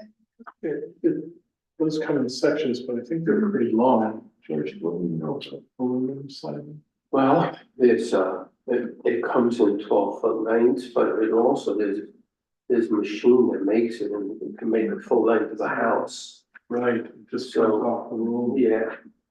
Okay. So this building is empty currently, so they're doing a little work on the inside with air conditioning, HVAC, in anticipation of some future potential tenant. Is the restaurant gonna open again? I don't know, I mean, the sign is still, It's been a long time since it's been, the family moved, although I don't know. Well, I mean, I also agree that they need to need to repair those 2 areas in a proper way. Yeah. Shane, any objection? Professional way. No, I mean, I think that's, I mean, it's also in their interest too. I mean, that there's definitely some water infiltration there, so. Yeah. You know, I think that's just par for the course of building maintenance and, you know, I mean, Yeah, yeah. I mean, I think this is kind of what our charge is, right, to stop what we could bad things from happening, because Yeah. they accumulate. For sure, and some people might not even realize, oh, it's not a big deal. It's like, oh, wait, it's like water infiltration and better just do it now. You're gonna have to do it at some point. Yeah, that's a really good way to put it. One of the other things that occurred to me is maybe a general mention of sort of maintenance of that building. Yeah. That would be great. That would be great. The front is kind of busy with the multiple entrances into the restaurant space. And is there like another door that goes upstairs, I think, from the front? I mean, it's a very confusing, it always was. I mean, I was only in that building once. So it's very Yeah. confusing. It used to be an appliance store, I think. Oh, yeah? At one point in its life, appliances. It's a nice phones. It does have nice phones. Yeah, That would be a beautiful restoration of that building. Yeah. General. So is everybody comfortable with, sort of non-committal but clear suggestion in that direction? I'm not sure how I'll phrase it, but, Yes, please. okay. So how about a motion to approve BRB 2511? The location is appropriate, 15 to 20 feet minimum from the main street, low to the ground, approximately 1 foot. And we are asking for repair in their own interest, but also in the aesthetic interest of this to AC A professional repair. professional. And then thirdly, some general suggestion about overall. Motion to approve as described. so moved. Indeed. I seconded by Shane. All those in favor? Boy, what an exercise in group this is. Motions to go around. Yeah, no, that's great. Everybody, I thought we'd be here till 10:30. I'm so, The night is young. pleased. I think we can rip through the rest of it. The railroad siding, actually, today I was out with 2 other people trimming back grass and unfortunately poison ivy. But, it is progressing. The group is gonna present to the Rotary Club and to the retired people of New Paltz in the next couple of months. So, you know, so far there isn't money to do it, but there's a vision that's coming up. Elking Library got in touch with some clear like for like repairs, and so I gave them a blessing to do that.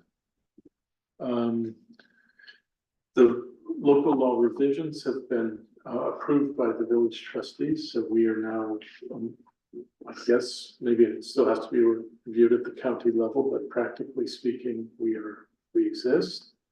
And George, you got some good news from 199 Main.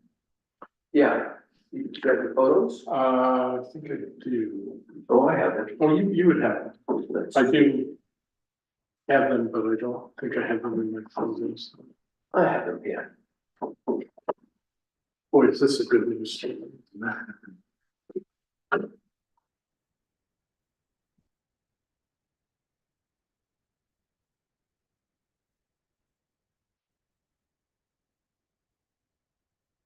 Okay. God, sitting with me. Oh, I do have some. No, you have better ones. I do.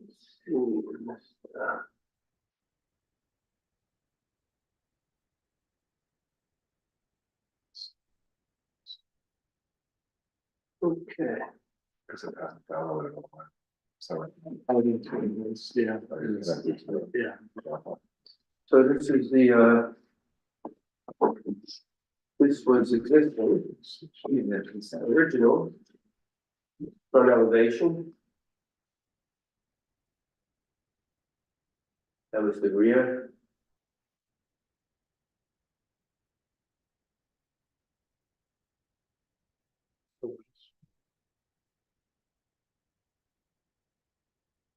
The driveway side, and now we have that.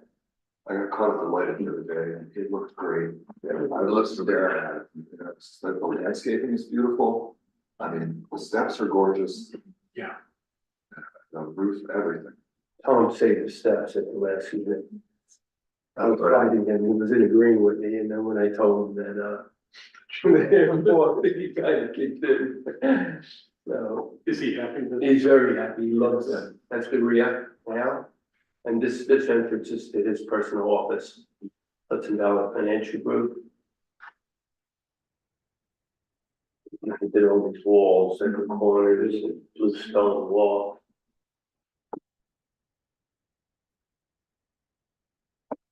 That's really, really nice. No, that's great. Yeah. And the bank, the work on the bank is, Yeah. huge things too, the trees they cut down without going to shade. Yes. They did plant a few things. Yeah. And here's where this sign is gonna go, right in the center here, which is gonna happen the next 2 days. That's wonderful. Yeah, some good things are happening in the bank. You know, that's a modest improvement, but it's an improvement. Speaking of banks, this is still not fully downloadable, but boy, that's a success Wow. story too. Has anybody been by? Yeah. It's oh, yeah. halfway up. Yeah, the Now, Masons were at it. you know, they had all that limestone, custom cut and made. Yeah, I mean, you can tell it looks We got incredible. lucky Yeah, to I have mean, that there. We're so Oh, happy that he's doing that. oh, no, absolutely. I mean, it's, you know. I mean, it looks great. You know, you could forgive them for trying to find a, you know, a cheaper, you know, maybe less authentic way of sprucing up, but he did, in fairness, he did it. And it Did the looks right great. I thing. mean, it's incredible, it looks really good. Did You the know, right thing for that beautiful building. it's obviously, a lot, you know, I mean, obviously a lot of work to get that done too. I'm sure there were shop drawings involved and field measurements and it just, you Yeah. know, just, it's all worth it. And you see it. It's like so many things, right? Yeah, If you yeah, do it right, it will last and it will good. Yeah. You know, I think it's also a pat on the back to the whole idea of DRB, because, you know, the planning board doesn't really have the ability or the time to get into this level of detail. It's gonna be much better. Oh, yeah, no, it's gonna look great. And the windows look great, the new windows, yeah. Yeah. Yeah, it's really. George, thanks. Sorry, I sort of scooped you on the Bell's building. Stephen, do you know anything more about 130 Huguenot? I've met the new owners. They're moving up here permanently from Montclair, New Jersey. Okay. Their daughter, I believe, will be living in the studio in the back. And they seem to be very interested in place and so I think they'll be great neighbors and all the best. That's wonderful. That's good. It's been a long time since anyone lived there who was cared about. Yeah, really. So it's been 5, 6, 7 years. Yeah, no, that's great news. Do you think the a letter would be appropriate? We've usually done that when we're aware of some new owner. Sure, if you want to mail it, or I'd be glad to present it. I think presenting. And say, welcome to the neighborhood in my, you know, in my capacity representing the Yeah, HPC and DRB, I'd be glad to do that. that'd be great. Yeah, and that would actually help with my travel plans. Sure. So then we don't, okay, so I'll get you something this week. I can walk that over. Great. Glad. Sarah, you heard a follow-up from 92 Huguenot Street about those AC units?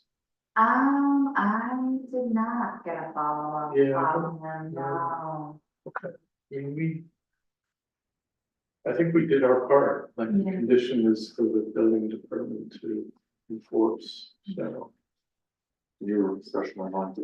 It was mini splits, you were in. Down below, we may have approved those. No, it's the education building across the street. Okay. So they wanted, just, I think it was a stack of two, or one big one. And it was very straightforward, but close enough to the backyard of 112 Huguenot that we a condition. I think we actually asked them to talk to 102 and 112, just to make sure there was no noise issue. Has anybody seen 191 Huguenot recently? Oh, it looks so good. Oh, yes, yes, I rode by it the other day. Yeah, it was, Those, the former curved windows with the wood in front, I mean, those are much improved. Yeah, and the bluestone entryway that he was gonna rebuild looks great. So that's another success story. Really quickly, so I'm on now page 2. On June 17th, we had this productive brief, it's like an hour maybe, meeting, talking with the town HPC. And I would say Sarah sent, the detailed write-ups. To me, the big takeaways are, let's get ahead of this. If it's going to happen, it would be good to have a plan to present or at least talk about. And the second one was, in kicking around ideas, so one possibility would be a 5-person DRB only committee and a 5-person HPC committee, both covering the newly unified town village. The other idea, which I've actually started to favor, would be a single 7-person committee with like subcommittee duties. So like this 7-person committee, everybody would be on like 2 subcommittees with the job of like presenting all mini split applications, or a 2-person or maybe 3-person subcommittee would handle all the HPC stuff. We could divide it however it makes sense. Nothing has to be decided now, but it struck me that, that might have merit because it is hard to get people on committees, and 10 is going to be harder than 7. And if you have a kind of subcommittee structure, you might be able to do it all, with one secretary at one meeting instead of 2 separate tracks. But it can all be talked about down the line. Did anybody else get to do the June 26th webinar? Camille and I did. We both found it pretty good. Yes. Yeah. Okay. If something ever comes up where your login hours at an online or live meeting, please just let Sarah know so we can track all that. yeah, I'm registered for the next, Okay, good. Sarah, you were able to attend. I attended the June 26th. So please put you on the list as well. Yeah. Okay, so that sort of covers both 8 and 9. Draft code revisions for HPC, the reality is I'm leaving town, it's not gonna happen till September, October, but get back to it. Because maybe, just to interject, one takeaway from the June 26 presentation was that when you have this kind of guidelines, design guidelines, it's good to be as specific as you can about what the requirements are. And leave very little room for ambiguity. Yeah, makes sense. So, Yeah, that was a strong message. It was a good webinar. The only thing that wasn't as useful is they had representatives from big cities, or at least mid-sized to large, San Francisco, Minneapolis. But at one point, this guy said, we only have an office of 22 professional conservationists. It's like, yeah, well. But no, Camilla's absolutely right. That was something that came through loud and clear, and maybe that can be a 2026 project for us, is just like lay it out. We don't want air conditioners attached to walls. We don't want outside.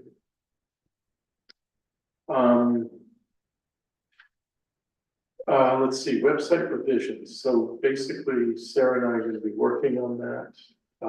It's been a while since the website's been updated. We will do that virtually along the way. We're in good shape for the budget. And any other business, anything we missed?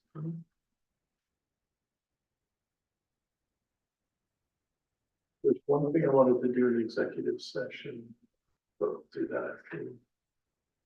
So no August meeting, we managed not to have the August meeting, which is pretty good, and we managed to end this meeting at 9:10. So I didn't put over that. So here's my final question, is there a motion to adjourn? Well, you want to go into executive session first? Yeah, let's,